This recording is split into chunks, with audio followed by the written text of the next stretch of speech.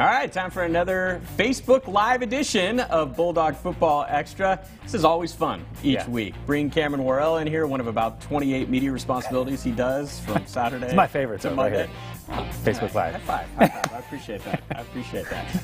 Yes, we're friends off air. I take pride in that. I take pride in that.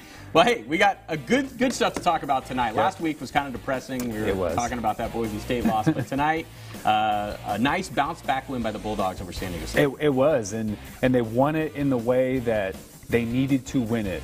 Run the ball physically, play a physical brand of defense. They played in a way that can travel to Logan or Boise. They can replicate that performance and feel really good that they were able to build on that brand of football, and they can take it on the road and win a Mountain West title. All right, now we're going to run through the top 10 game-changing plays a little bit later from the San Diego State game. We're going to take a look back at the San Diego State game, some of the highlights from that game as well, statistically speaking. And we want this to be interactive. If you're on right now, Facebook, send us a comment, send Cam a question about anything related to Fresno State football, and we'll try to get to some of those at the end of the program here. All right, let's review what happened on Saturday night. The Bulldogs, of course, pulling out a 23-14 win. With the win, Fresno State clinching the West Division of the Mountain West Conference for a second consecutive season. That means they are going to be back in that Mountain West Championship game. You see the total yardage there. Fresno State really dominating this game. In fact, that total yardage discrepancy could have been a lot bigger, but San Diego State had two gigantic plays. Now, to be honest, Fresno State had one gigantic play as well, an 86-yard touchdown to Jameer Jordan, which you will see in a little bit. But this was a game that Fresno State really dominated, right, Cam? They did. I mean, really, you take those two plays from San Diego State out of it, and they really do nothing offensively. So it was a couple of big plays on both sides, but Fresno State largely controlled, outside of those two big passes by San Diego State, controlled what San Diego State was able to do offensively. And on the other side of the ball, Fresno State really handled a very good San Diego State defense. And as you see there, the Dogs outscoring the Aztecs 13-0 in the second half. The Bulldogs actually trailed at halftime at home for the first time all year, 14-10, but they came out, they scored on the opening possession of the third quarter, and then their defense stepped it up from there. You see San Diego State only 57 yards of offense in the second half. That's playing some defense, Cam, right? I mean, it's very hard to hold any offense to 57 yards in an entire half when you're playing the same level of football. San Diego State, they went on the road and beat Boise. I mean, this is a good team. They were 7-3 coming in. They're now 7-4, but they were still right there for the Mountain West Division title, and Fresno State completely dominated that second half. All right, let's take a look at some of the individual performances that stood out, something we like to call Bemis' ballers. Yeah. Separated it by offense and the defensive side this week. Keyshawn Johnson, way to go, Key. He was balling out on Saturday night. 10 receptions, 141 yards, those 10 receptions, tying a career high for Key. Ronnie Rivers, 82 yards, those 22 rushes, tying a career high for him. So they really stayed committed to the run, especially in the second half. And you see another solid game from Marcus McMaryion. He just does what he does. It seems like week in and week out, he's going to put up 250-plus yards passing, couple touchdowns. Only had one TD last night, but the Dogs really didn't need him to have a gigantic evening with the way their defense was playing. On the defensive side of the ball, as we take a look at the next full screen here, Juju Hughes, 9 tackles, 1 pass breakup. Those 9 tackles led Fresno State. Jeff Allison, another solid game. And we got the punter in there. I love it. Blake Cusick. He was big in this game because this really was a field position game. It was.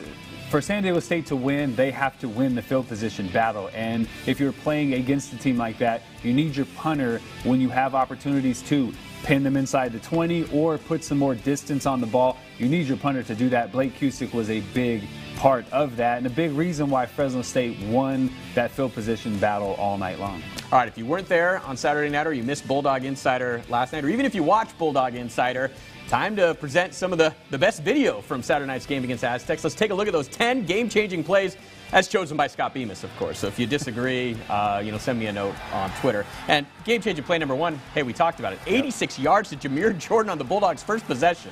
Yeah, the San Diego State cornerback fell, and this was a good job by Marcus McMaryion. He caught San Diego State. They jumped offside, so this is a free play. San Diego State can pick this off. They can take it back to the house. It doesn't matter. It's going to come back. It's a 5-yard penalty on San Diego State, but instead, Jameer, as soon as he sees the free play, he runs a streak down the sideline. The cornerback fell, and it's an easy throw and catch for Jameer Jordan. And there's nobody catching Jameer Jordan when he's running down the sideline. Nobody that I've seen so far this year that Fresno State plays. Blazing speed. Great way to start the game if you're Fresno State offensively. It's kind of funny how this game started because you figured Fresno State, San Diego State, this would be a low-scoring battle. Both teams trying to run the football, yet Fresno State comes right out with that big play, and then game-changing play number 2 is actually San Diego State making a big play later in the first quarter. 75 yards here from Christian Chapman to Trevillion. Jaron Bryant getting beaten on this play. Yeah, and look, good job by Chapman. It was max protect. It was a 2-man route. So what they did was bring somebody through the middle of the field, similar to what Boise did, and Fred Trevillion runs that deep post. So this is actually, they hit the same play later. Jaron Bryant is a step slow, but also Juju Hughes vacates the middle of the field. You can't vacate the middle when you're that post safety, because Jaron Bryant is expecting some help. So Juju has to make sure that even if there's a route in front of him, he has to make sure there's not something coming in behind him. This is classic. Get that free safety to vacate, run that post, and San Diego State executed it twice. Jaron has to get some hands on that receiver to slow him down a little bit, and Juju just has to have better eyes, has to see the big picture instead of focusing in on that very small window, which is why he jumped that shallow crosser. All right.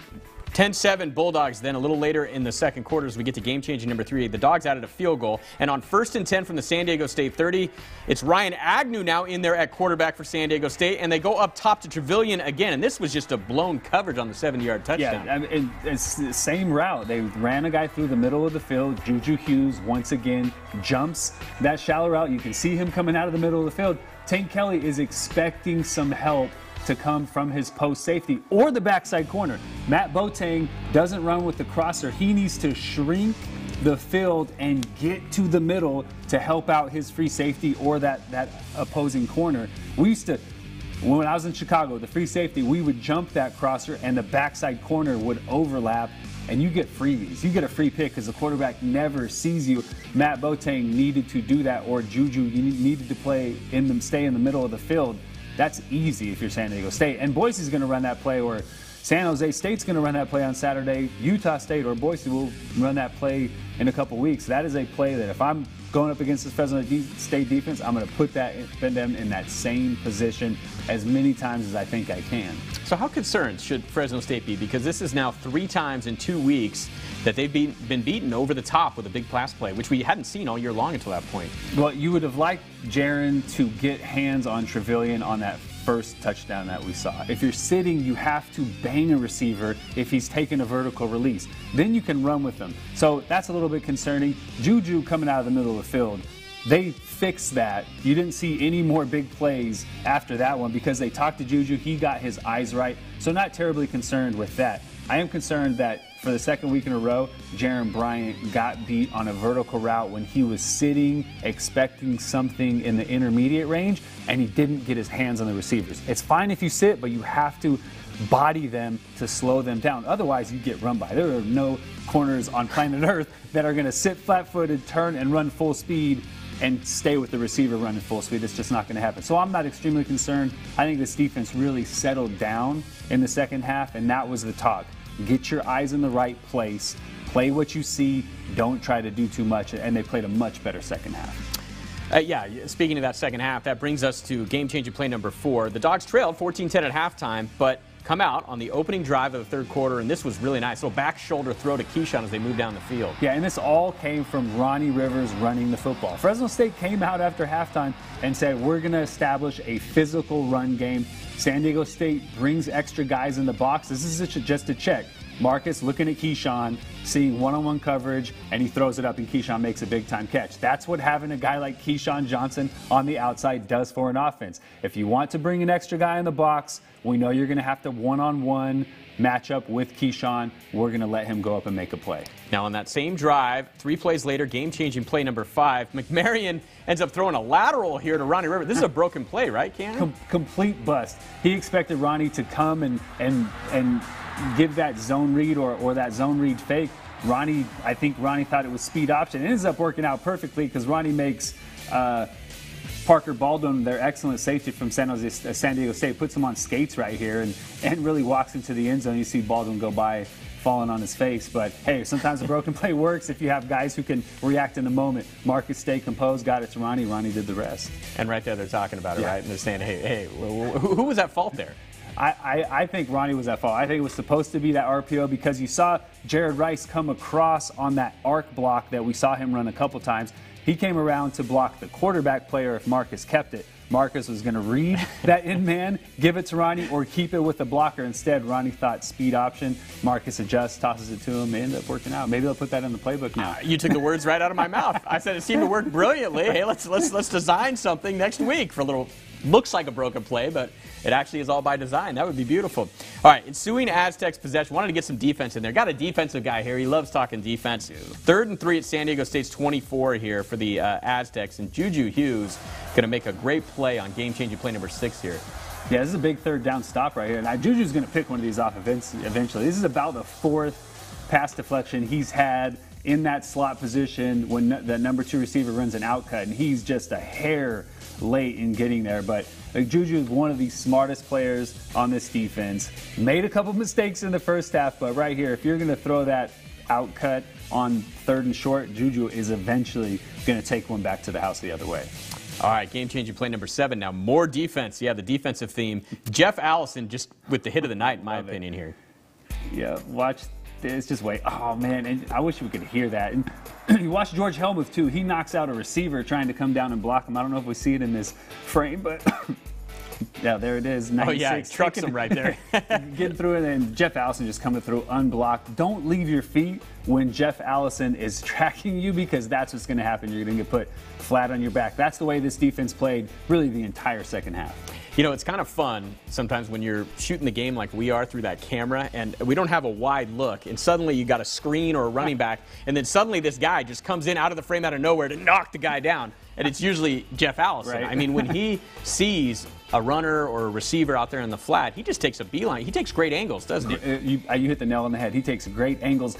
That was an easy one, but there are a lot of plays that Jeff Allison is tracking laterally and then decides to come downhill at the perfect angle to not have to slow down, to deliver a blow full speed downhill, which is very difficult to do. He has a great feel for putting himself in position to be able to come at the right angle to really deliver an impact. That's why everything he does translates to being a really good NFL linebacker. That's why, I mean, whenever Jeff Allison decides to go, he's going to be taken in the top 3 rounds of the NFL draft. That's the type of linebacker that he is. Nice, nice. So it was 17-14 at that point. The Bulldogs forced a field goal in part because of that nice play by Jeff Allison, and the Aztecs missed that field goal. So it stayed 17-14. But this game is still very much hanging in the balance here. It's late 3rd quarter. And sometimes there's some plays that are a little bit underrated, I think, that should make it in. And I put one of those in there this week into the game-changing playlist. At number 8, Fresno State facing a big 3rd and 4 in the next possession, and Marcus McMary makes a play with his legs to pick up a first down. Yeah, this is so backbreaking for a defense. You have him in 3rd and short. You play great coverage, you get a little bit of pressure, and then the quarterback steps up and is able to make a play with his legs. We saw this 3 or 4 times last week in Boise where Brett Rippon did this. He's kept drives alive by using his legs to pick up first downs. It's so demoralizing for a defense. You think you're going to get off the field, and then it's 1st and 10, and you have to continue to try and play at a high level. Marcus is so good. He really feels, looks like he's cramping. I don't know why he's cramping. He didn't run that much that night, but he has such a good feel of when to take off and when he should hold the ball and try to look down the football field. This he knew. 3rd and 4, I have to pick up this first down so we can get a fresh set of downs and continue this drive.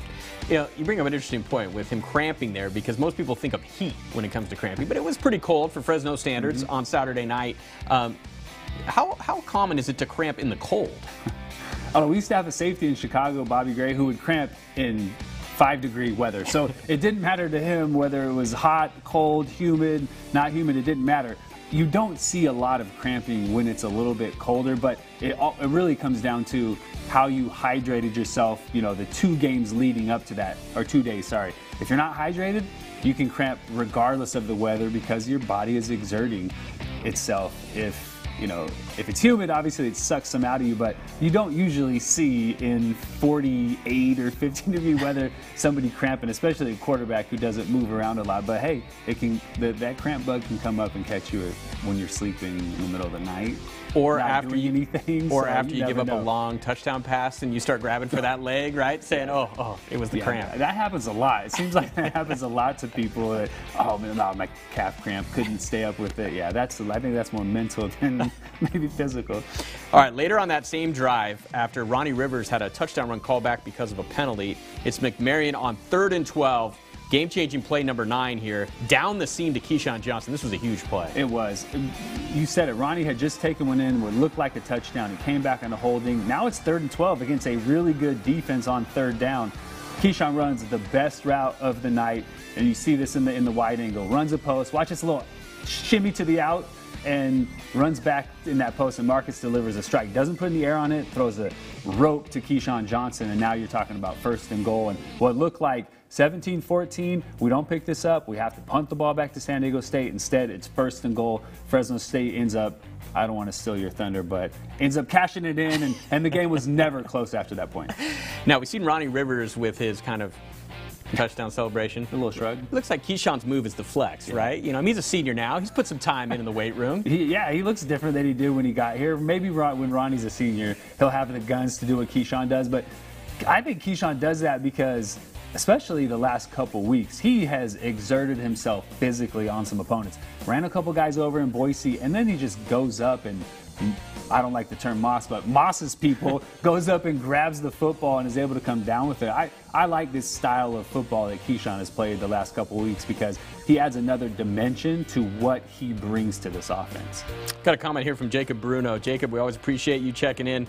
He loved Coach Hill calling the hot dog race, right? Was it the hot dog race? Yep, at halftime? How was his call? I missed it, you know? The call was awesome. He had a little trouble because it's really hard to tell who's mustard, who's relish, and who's ketchup if you don't know that their legs and arms are the color of the condiment. So now Pat Hill knows red is ketchup, gold is mustard, green is relish. He's going to call it again against San Diego State. So early 4th quarter, make sure you are still in the stadium. I don't think it's going to be close at that point, but you have to stay for the Pat Hill hot dog race call. You have to stay for that. It's going to be even better than it was Saturday night. Yeah, props to Coach Hill, man. Props to Coach Hill for that. And you know, if you're going to the game, if you're at home, you should listen to the radio call with Cam on it because it is quite entertaining with Paul on the play-by-play, Coach Hill on the color, and him just kind of ripping into Cam throughout the game about his attire and everything else. It's quite entertaining. Yeah, he likes to bash on the hair a little bit. All right, let's get to game-changing play number 10 because, like you mentioned, Jordan Mims would punch it in after that Keyshawn catch. That made it 23-14 Bulldogs, and now it was up to the defense to really secure the game, and they did. And this was really the dagger here, a sack from Isaiah Johnson. Yeah, this is a coverage sack. Ryan Agnew steps up, tries to find someone down the field, doesn't, tries to kind of work his way back outside the pocket, and Isaiah Johnson is there waiting for him.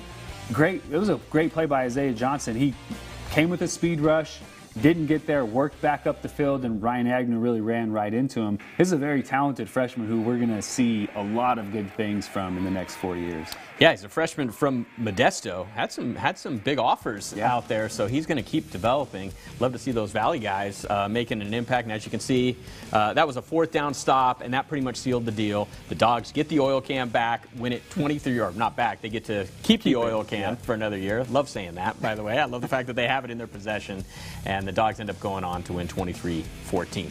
All right, so what's next for the Bulldogs? Well, this Saturday against San Jose State, kind of an interesting game because they're, of course, going to be in the Mountain West Championship game in a couple weeks. They've already clinched their spot, the Bulldogs have in that game, but they have Senior Day against San Jose State, a team coming in with only one win in the Mountain West. They beat UNLV at home earlier this year. As you see, the Dogs will honor 27 seniors prior to the game. A lot of seniors getting honored. This senior class has been a part of an amazing turnaround at Fresno State once Jeff Tedford came aboard. And this is cool. I saw this in the game notes. Fresno State looking for back-to-back 10-win seasons for the first time since 1988-89. That's a long time. It is, and I'm disappointed. We won 9 games my senior year after winning, I think we had 11 the year before. It's so hard to do that. It's so hard to win 10 games back-to-back because usually you lose a lot of the playmakers that help you win 10 games one year. So for this program that won 4 combined games 2 years prior to go back-to-back 10-win season, it's a testament to that entire program. It's really amazing that it hasn't happened in 30 years, and it's coming off of a 1-11 season. Let's learn a little bit more about San Jose State in our scouting the opponent graphic. There you see it, 1-10, 1-6 in the Mountain West. Offense struggling, not surprisingly when you only have 1 win. You're struggling on both sides of the ball, but their defense allowing the most yards in the Mountain West. One positive for San Jose State, they do have the 2nd best kick return average in the conference, so special teams needs to be ready come Saturday. Yeah, San Diego State had a couple of good returns against what has been a really good kickoff unit for Fresno State. San Jose State, their record doesn't show it, the numbers don't really show it. They do have some explosive weapons on that offense and in that kick return game. And the series history between these two, of course, the Valley Trophy will be on the line. That big V, 3rd straight week that the Dogs are playing for a trophy. 82nd meeting between these two schools. You see Fresno State leads there with a slight lead in the overall series. Longest running opponent for Fresno State. Met for the first time in 1921. And San Diego State has defeated the Bulldogs 4 times since 2011. Although the Dogs did win last year in San Jose. Do you think Coach Tepfer will remind him of that this week? That San Jose State's gotten them 4 times since 2011? Yeah, look, this is still a big game around Fresno. And Jeff Tepfer was a part of a lot of big rivalry games with San Jose State. When I got to Fresno State, I didn't understand the history of this rivalry. Pat Hill let us know, Jeff Tepfer will let his team know, this is big. San Jose, Fresno State used to be. The winner of that would go to the Cow Bowl. It still holds a lot of weight around Fresno. So yeah, he'll let his team know that San Jose State has gotten the best of us. Nobody forgets that 2013 Friday after Thanksgiving Day where they took that undefeated season away from Derek Carr. So, that's true. Yeah, there's going to be some stakes known before this game kicks off Saturday. On paper, it looks like San Jose State doesn't have anything to play for, but do you think they'll come ready? This is a bowl game for them. They're not going to a bowl game. They're 1-10 right now. To beat Fresno State would make their entire season. It doesn't change the fact that they would have only won 2 games, but it's like winning a bowl game. It would be a tremendous win for them to keep Fresno State from winning 10 games, from winning a game at the end of the season to work into next year. San Jose State's going to come in and they're going to play extremely hard. This to them is a big-time bowl game opportunity. Every week on Monday at about 5 o'clock, I text Cam and say, hey, I need your keys for the game. Cam's keys. Let's throw those up there. Always anxiously await to see what you have in mind because they're always right on track. I'm telling you, I love your keys. So take me through the keys to beating San Diego State. Yeah, number one, it's senior day, right? I remember senior day. Your emotions are all over the chart. You think about this game if you're a senior the entire week leading up to it. Right now you're thinking about how this is the last time you're going to come into Bulldog Stadium. So you have to keep those emotions in check. Don't try to do too much. Just do your job. Do your one job each play. Number 2, expect more from San Jose State. The San Jose State team that you see on film is not going to be the San Jose State team that comes into Bulldog Stadium Saturday, as we just spoke about. They're going to be ready to go. This is a bowl game opportunity for them. You're going to get the best San Jose State team that we've seen all year. And number 3, don't peek ahead. San Jose State on paper is a horrible football team. They are 1-10. Next week, Fresno State goes to Logan or Boise to play in the Mountain West title game. But don't let this game be an automatic, be an afterthought, and think that we can just walk through and show up to win a Mountain West championship game next week. Don't get your eyes forward. Make sure you take care of business Saturday. Everybody wants to send these 27 seniors off the right way with a big-time win in Bulldog Stadium. Think about that. Don't think about possibly going back on that blue turf next Saturday night, because I know I'm already thinking about it. So these guys, we can think about it. They can't. I think in a way it benefits Fresno State that they have so many seniors, 27 seniors for a game like this, because they're relishing every opportunity that they have, every last chance they have to get on that field. So I know they're going to come ready. Gerald Pierce checking in with a question. Thanks, Gerald. Wondering if we had any players get hit by the injury bug on Saturday. I can't really remember any offhand. No, I think Kelly had a little hamstring that he was dealing with, but I think he's going to be fine. Mekhi Quick was out. I really don't know what that was. Hopefully, if he's not back Saturday, he is a senior.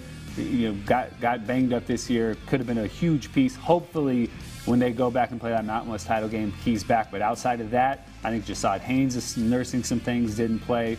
Kevin Atkins got in the game, left. So, you know, as far as college football goes, Fresno State is a pretty healthy football team right now.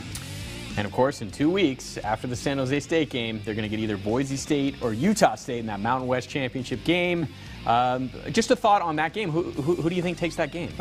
If it were in Logan, I would say Utah State. Because it's in Boise, I think Boise State is going to win. They're just so hard to beat on the blue turf. If Utah State has a chance, it's getting to Brett Rippon and hitting him early. Utah State has been explosive all season long. They didn't look like that way against Colorado State this last Saturday. But if they beat Brett Rippon up a little bit, have some explosive plays, they have the potential to win. I think Boise is too good at home.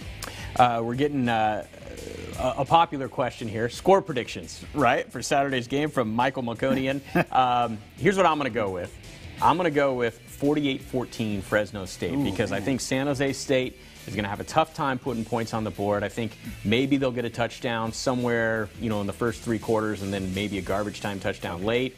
And I think that Fresno State on senior day will want to get a lot of people involved offensively and will not keep anything in the bag, really, and will want to have a fun day in front of the Red Wave. And so I think they're going to put up, you know, in the high 40s. I like it. I'm going to go 52-10.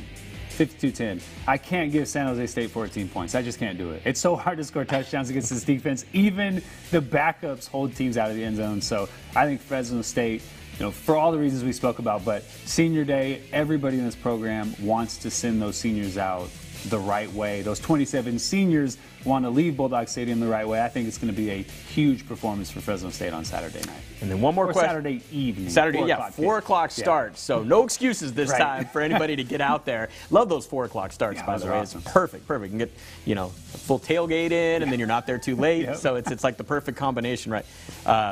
One more question before we go. I thought it was a good question from Robert Palvato. Will any young players who can make an impact, you think, get into the San Jose State game if the game gets out of hand? Ooh, well, I think Waylon Free, you know, he's a safety corner who's played a little bit of time this year. Jorge Reyna, I think we'll see Jorge Reyna in the 4th quarter. Savion Johnson, a sophomore running back who, when he's been in, he's ran physically. He's been very productive. Romello Harris, a transfer from Washington State, same physical runner. These guys are going to play an impact. Chris Coleman, the receiver, who we've spoken about a couple times.